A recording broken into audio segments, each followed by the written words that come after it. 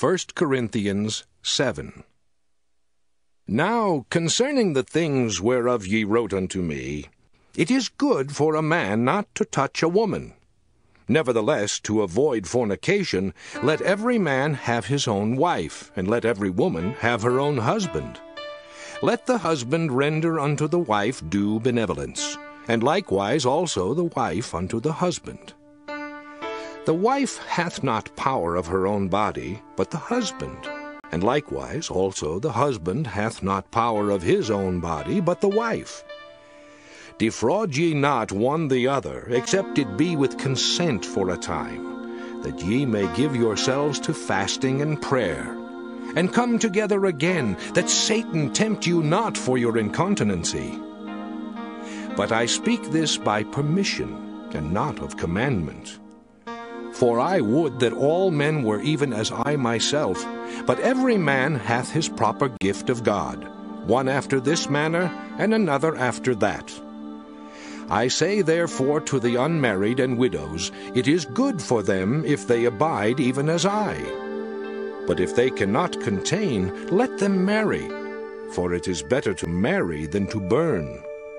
And unto the married I command, yet not I, but the Lord, let not the wife depart from her husband.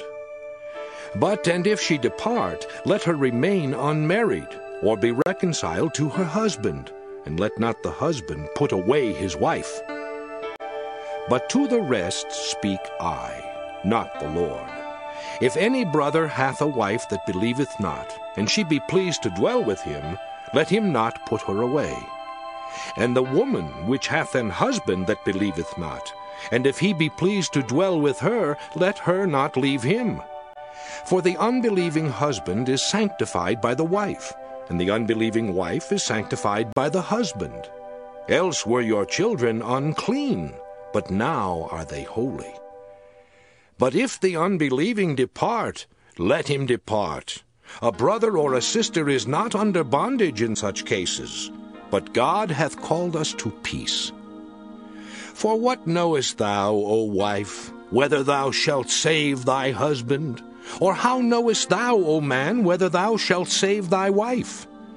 But as God hath distributed to every man, as the Lord hath called every one, so let him walk. And so ordain I in all churches.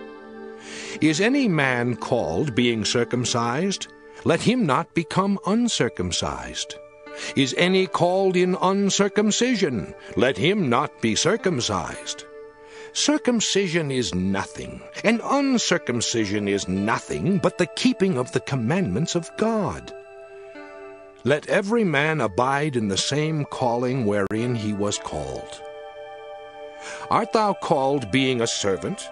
Care not for it, but if thou mayest be made free, use it rather. For he that is called in the Lord, being a servant, is the Lord's free man. Likewise also he that is called, being free, is Christ's servant. Ye are bought with a price. Be not ye the servants of men. Brethren, let every man wherein he is called, therein abide with God. Now concerning virgins I have no commandment of the Lord. Yet I give my judgment as one that hath obtained mercy of the Lord to be faithful. I suppose, therefore, that this is good for the present distress. I say that it is good for a man so to be. Art thou bound unto a wife? Seek not to be loosed. Art thou loosed from a wife? Seek not a wife. But and if thou marry, thou hast not sinned. And if a virgin marry, she hath not sinned. Nevertheless, such shall have trouble in the flesh, but I spare you. But this I say, brethren, the time is short. It remaineth that both they that have wives be as though they had none, and they that weep as though they wept not, and they that rejoice as though they rejoiced not, and they that buy as though they possessed not, and they that use this world as not abusing it, for the fashion of this world passeth away. But I would have you without carefulness. He that is unmarried careth for the things that belong to the Lord, how he may please the Lord. But he that is married careth for the things that are of the world, how he may please his wife. There is difference also between a wife and a virgin. The unmarried woman careth for the things of the Lord, that she may be holy both in body and in spirit. But she that is married careth for the things of the world, how she may please her husband. And this I speak for your own profit, not that I may cast a snare upon you, but for that which is comely, and that ye may attend upon the Lord without distraction.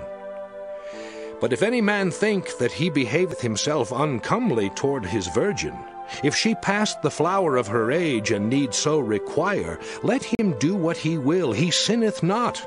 Let them marry. Nevertheless, he that standeth steadfast in his heart, having no necessity, but hath power over his own will, and hath so decreed in his heart that he will keep his virgin, doeth well. So then he that giveth her in marriage doeth well, but he that giveth her not in marriage doeth better. The wife is bound by the law as long as her husband liveth. But if her husband be dead, she is at liberty to be married to whom she will, only in the Lord. But she is happier if she so abide after my judgment. And I think also that I have the Spirit of God.